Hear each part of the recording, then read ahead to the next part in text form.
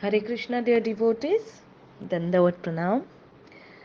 I shall continue reading with chapter 1, starting from the page 39, the whole process of transferring oneself till page 45, his material body due to the law of material nature.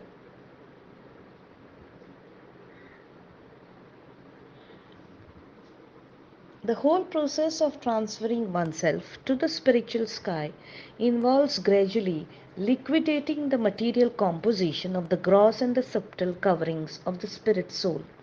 The whole above mentioned five items of devotional activities and so spiritually powerful that their performance by a devotee, even in the preliminary stage, can very quickly promote the sincere executor to the stage of bhava, the stage that prior to love of Godhead or emotion on the spiritual plane, which is transcendental to mental and intellectual functions. A complete absorption in bhava or love of God makes one fit to be transferred to the spiritual sky just after leaving the material turban care. The perfection of love of God by a devotee actually situates him on a spiritual platform even though he may still maintain a gross material body. He becomes like a red hot iron which when in contact with fire actually ceases to be iron and acts like fire. These things are made possible by the Lord's inscrutable and inconceivable energy, which material science has not the scope to calculate. One should therefore engage himself in devotional service with absolute faith, and to make his faith steady fast, one should seek the association of the standard devotees of the Lord by personal association, if possible, or by thinking of them. This association will help one develop factual devotional service to the Lord, which will cause all material misgivings to disappear like a flash of lightning. All these different stages of spiritual realization will be personally felt by the candidate, and this will create in him a firm belief that he is making positive progress on the way to the spiritual sky.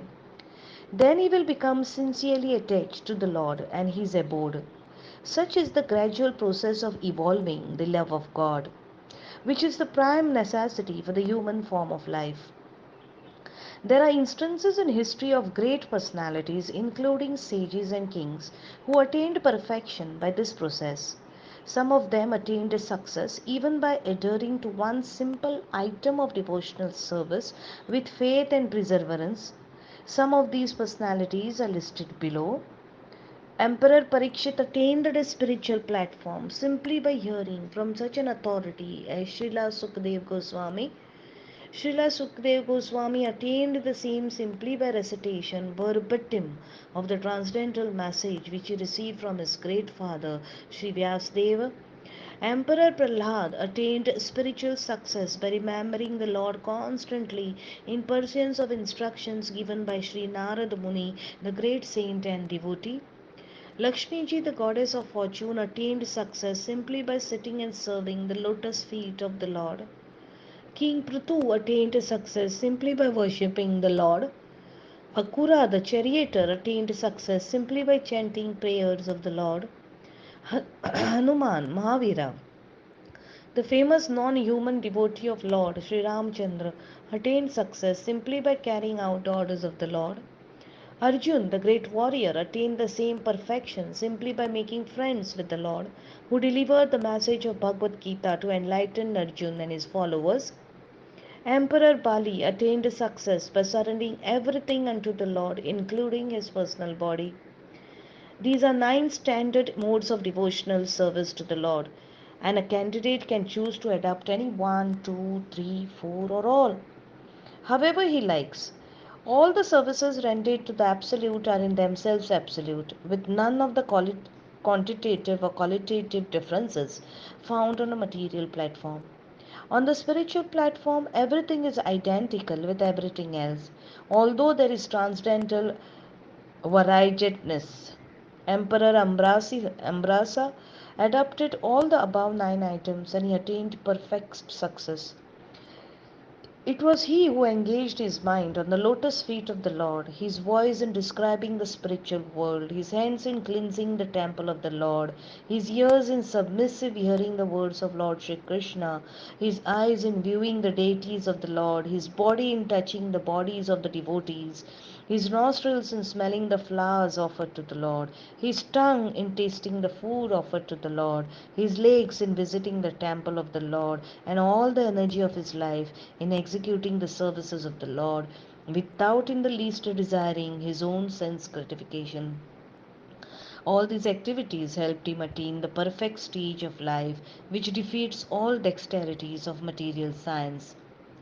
It is therefore important for all human beings to adopt these principles of spiritual realization for the perfection of life. A human being's only obligation is spiritual realization. Unfortunately, in modern civilization, human society is too busy in discharging national duties. Actually, national duties, social duties, and humanitarian duties are obligatory only to those who are bereft of spiritual duties. As soon as a man takes his birth on this earth, not only does he have national, social, and humanitarian obligations, but he also has obligations to the demigods who supply air, light, water, etc. He also has obligations to the great sages who have left behind them vast treasure houses of knowledge to guide him through life. He has obligations to all kinds of living beings, to his forefathers, family members, and so forth and so on. But as soon as one engages himself in the one single obligatory duty, the duty of spiritual perfection, then he automatically liquidates all other obligations without having to make separate efforts.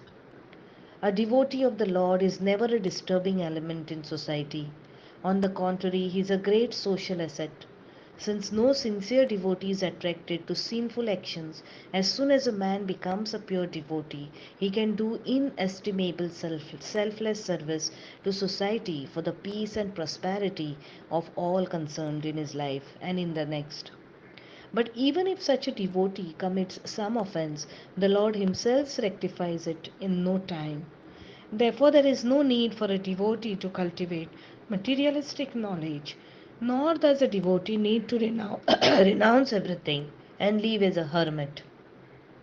He can simply remain at home and execute devotional service smoothly in any order of life.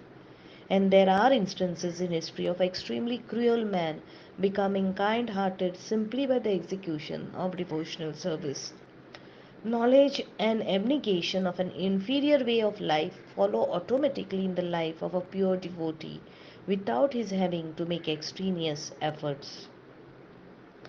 The spiritual art and science of devotional service is the highest contribution of Indian sages to the rest of the world. Therefore, everyone who has taken his birth in India has an obligation to perfect his life by adopting these principles of this great art and science and distributing it to the rest of the world, which is still ignorant of the ultimate aim of life. Human society is destined to reach this stage of perfection by gradual development of knowledge. Indian sages, however, have already reached that position. Why do others have to wait for thousands and thousands of years to attain their heights? Why not give them the information immediately in a systematic way so that they may save time and energy?